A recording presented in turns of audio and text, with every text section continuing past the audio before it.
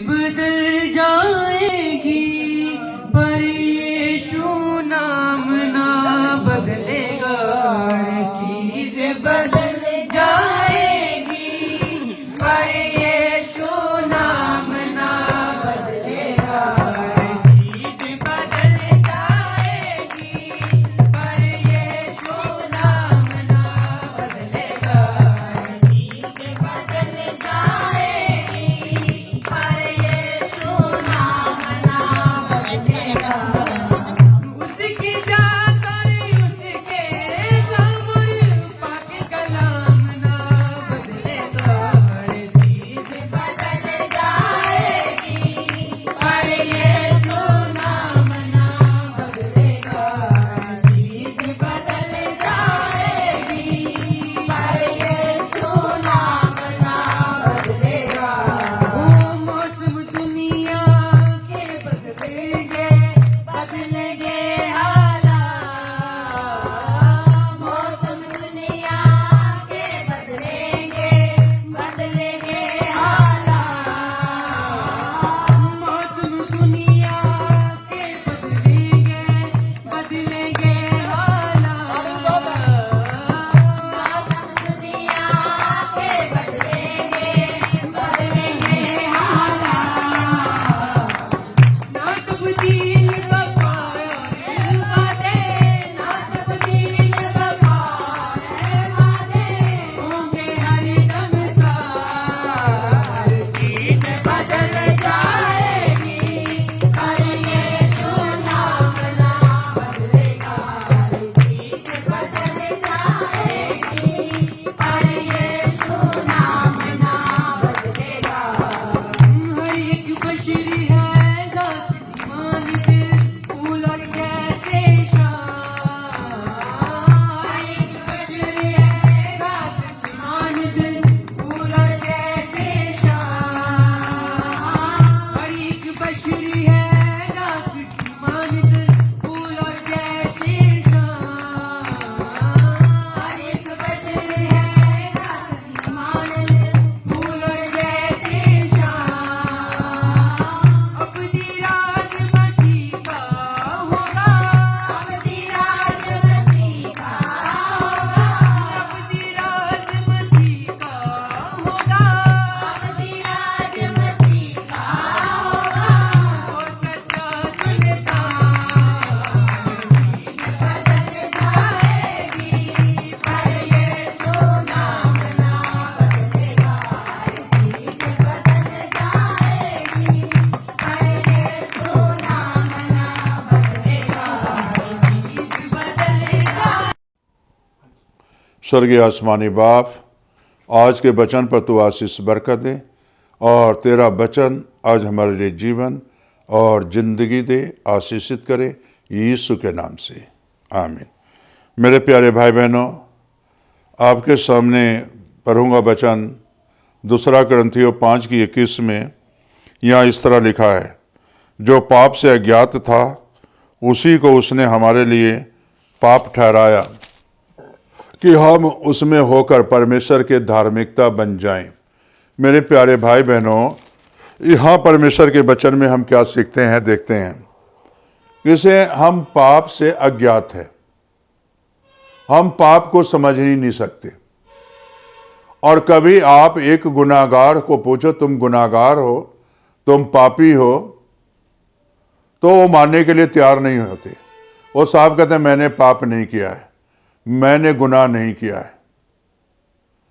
और आज सारा संसार पाप से अज्ञात है और सारा संसार जो है पाप के जानते हुए भी अज्ञात बने हुए हैं। और ये भी जानते हैं सारा संसार से कोई पापी स्वर्ग नहीं जाएगा। ये भी जानते हैं से पापी इंसान का जो है जगह नरक है। अज्ञात हैं, उनको कोई भी ज्ञान नहीं है। लेकिन मेरे प्यारे भाई बहनों, पाप की ज्ञानता और ज्ञान जो है प्रभु यीशु मसीह ने आकर इस धरती पर किए। किसे भाई तुमने पाप में हो और गुनाहगार में गुनाह की जिंदगी व्यतीत करते हो, गुनाह में हो और इसे छोड़ो, तब तुम्हें एक स्वर्गीय जीवन मिलेगा। तब परमेश्वर में तू एक नई सृष्टि बनेगा। नई सृष्टि बनने के लिए क्या होता है? हमें नया बनना पड़ता है। पुरानी चीजों को छोड़ना पड़ेगा, पुरानी बातों को त्यागना पड़ेगा। और जब पुरानी बातों को त्याग दोगे अपने जीवन से, तो आप एक नई सृष्टि बन जाओगे, एक नया जीवन मिल जाएगा, एक नई जिंदगी मिल जाएगा। अगर देखें, प्रभु के चेले को ही देखें, प्रभु के लोगों को ही देखें, जिसने अपने पुरानी जिंदगी को त्याग दिया है, पुराने काम को त्याग दिया है और यीशु के पीछे चले हैं, उन्हें एक नया जीवन मिला है, एक नई जिंदगी मिली है। उनका निशाना यीशु मसीह है और चलना यीशु मसीह के साथ है, बोलना यीशु मसीह के साथ है। बोलते हैं तो यीशु मसीह के साथ बोलते हैं। मेरे प्यारे भाई बहनों, काम करते हैं, कोई कार्य करते हैं, तो उनके दिमागों में होता है यीशु मसीह इस काम में आशीष देगा। लोगों को जिंदगी बदलना है तो पहले ये सोचते हैं यीशु बदलेगा। मेरे प्यारे भाई बहनों, किसी इंसान को कोशिश अपने आप करे और पापी इंसान अगर पाप में ही रहते हुए किसी को जिंदगी बदले, वो कभी बदल नहीं सकता। एक गुनाहगार दूसरे गुनाहगार को जिंदगी नहीं बदल सकता। एक पापी दूसरे की पाप को कभी हटा नहीं सकता। मेरे प्यारे भाई और बहनों, कहने का मेरा मकसद यही है कि से जो पाप अज्ञात था, हम पाप से अज्ञात थे, गुनाह से अज्ञात थे, तो उसने जो है हमें पापी ठहराया। लेकिन पापी ठहरा कर भी उसने परमेश्वर के पास जब आते हो तो आप धार्मिक बन जाते हो। धार्मिकता जो है धर्म बन जाए, धार्मिक बन गए, धार्मिक लोग कहलाए, धार्मिक जीवन गुजारोगे और धार्मिक बातें को जो है बताओगे, धर्म की बातों को बताओगे, स्वर्गीय बातें बताओगे, स्वर्गीय कामों को बताओगे। मेरे प्यारे भाई और बहनों, अगर सोचे साउल के ही बारे में, बहुत से परमेश्वर के चेले के बारे में अगर देखें तो क्या होता है? वो पाप तो करते थे ना। साउल भी पाप करता था कि नहीं? मसीह लोगों को मारता गुनाहों में, क्या वो गुनाह नहीं करता था? साउल पाप था। लेकिन जब यीशु दमिश्क पर राह में मिले तो उनकी जिंदगी बदल गया, साउल की जिंदगी बदला। और जब साउल की जिंदगी बदला तो फिर उसने कभी पाप नहीं किया, यीशु के संग चलना सीखा।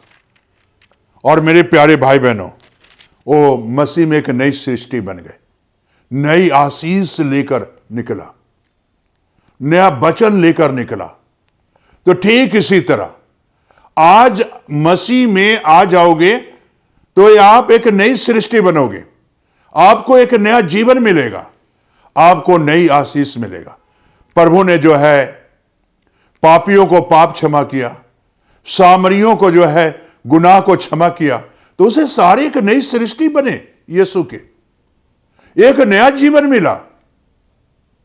मरियम मगदलीनी के अंदर 7 दुष्ट आत्माएं थी, जब निकल गया वो एक नई सृष्टि बन गई, एक नया जीवन मिला और उसे एक नई आशीषें मिली। तो क्या आज आपको ये नई आशीषें हैं आपके जीवन में? क्या आप यीशु के नई सृष्टि है? तो मेरे प्यारे भाई बहनों, अगर आप एक नई सृष्टि बनोगे तो आपको यीशु आशीष बरकत देगा। नई सृष्टि को परमेश्वर नई सृष्टि बनाना चाहता है, नया जीवन देना चाहता है, नया दिल देना चाहता है, पुरानी बातों को निकालता है। तब आप प्रभु में नई सृष्टि बनोगे, तब प्रभु आपको आशीष देगा। मेरे प्यारे भाई बहनों, प्रभु यीशु मसीह सामरी को ही देखो, गुनाह में थी, पाप में थी, याकूब के कुएं पर बैठे थे यीशु, वो पानी भरने आई और पानी भरने यीशु ने पानी मांगा। उसने कहा, मैं सामरी हूं, मुझसे पानी कैसे पियोगे? प्रभु ने कहा, अगर तू मुझे जानती तो मैं तुझे जीवन जल देता।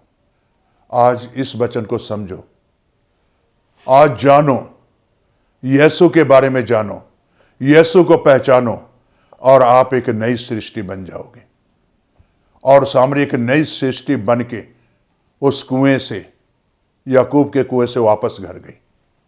फिर घर गई, सुसमाचार सुनाई, लोगों को इकट्ठा किया और उसने साफ कहा, अय भाइयों सुनो, जिसका तुझे इंतजार था वो कुएं पर बैठा है। देखो सारा पिंड उमड़ के आ गया। मेरे प्यारे भाई बहनों, आप जब नई सृष्टि बनोगे, आप बचोगे और दूसरों को बचाने वाले बनोगे। और इसीलिए प्रभु यीशु मसीह यहाँ कहा कि इसे जो है प्रभु के वचन में आप अगर देखें तो यहाँ साफ इसीलिए लिखा हुआ है कि इसे हम लोग पाप से अज्ञात थे और जो है हमें और आपको प्रभु जो है धार्मिक बनाना चाहता है। धार्मिक, धर्म के काम कराना सिखाता है। धार्मिक बन जाओगे। तो क्या आप धार्मिक हैं? क्या आप नई सृष्टि हैं प्रभु में? नहीं है तो आज बनना चाहते हो तो प्रार्थना करो। आज प्रार्थना करो। स्वर्गीय आसमानी बाप, ये सच वचन है, मानने के योग्य है। हम पापी ही थे खुदाबंद, पाप को समझ नहीं पाते थे, गुनाह को समझ नहीं पाते थे। लेकिन खुदाबंद यीशु, तो धरती पर आकर खुदाबंद पाप को बारे में समझाया, गुनाह के बारे में समझाया लोगों को, और जो समझ गए, पाप को छोड़े, गुनाह को छोड़े, आज खुदाबंद वो तेरे नई सृष्टि बने हुए हैं। खुदाबंद मैं तेरा धन्यवाद देता हूं।